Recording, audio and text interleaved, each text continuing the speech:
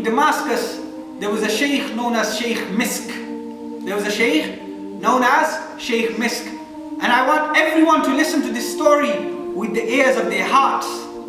Right? Why was he known as Shaykh Misk? Misk is one of the most expensive and one of the most precious and one of the most fragrant scents that you would ever come in contact with. Misk. Why his name wasn't Shaykh Misk, but he became known as Shaykh Misk. Why did he become known as Shaykh Misk? One day he was a humble man.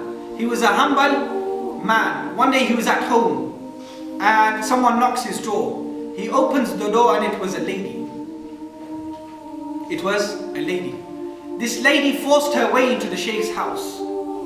This lady, what did she do? She forced her way into the Shaykh's house. And this lady was an evil woman. She was an evil woman. She forced herself into the Shaykh's house.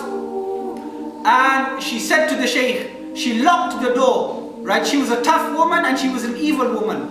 And she said to the Shaykh, either you commit haram with me or I will leave this house and mention to the people of the streets that look at what the Shaykh was doing with me. So either way she wanted to corrupt the reputation of the Shaykh.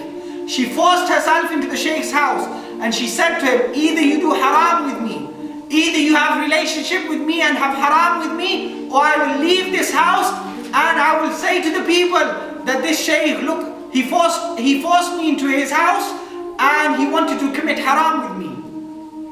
Now the Shaykh was a very pious man. He's stuck. What does he do? If he says no, she will go out of the house and ruin his reputation. If he says yes, he will commit haram. Both are equally bad for the Shaykh. So what does he do? He was a man of sincerity. He was a man of goodness.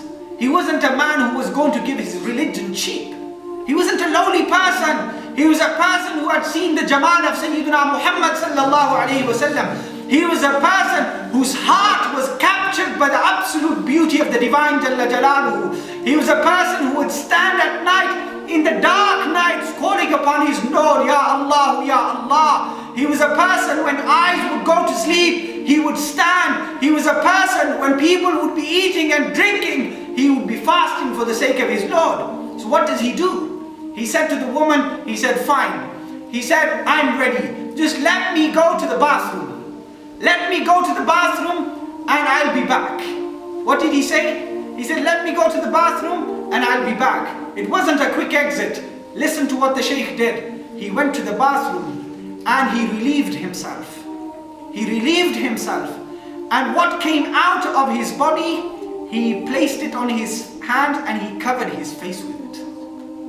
He covered his face with what had come out of his own body. And he came into the room and the woman became furious and she ran out of the house. Because now she saw a man whose face was covered with that which had come out of his body.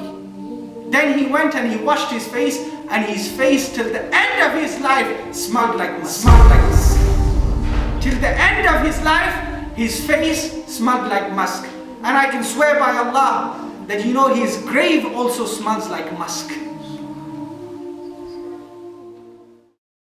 والذين آمنوا وعملوا الصالحات أولئك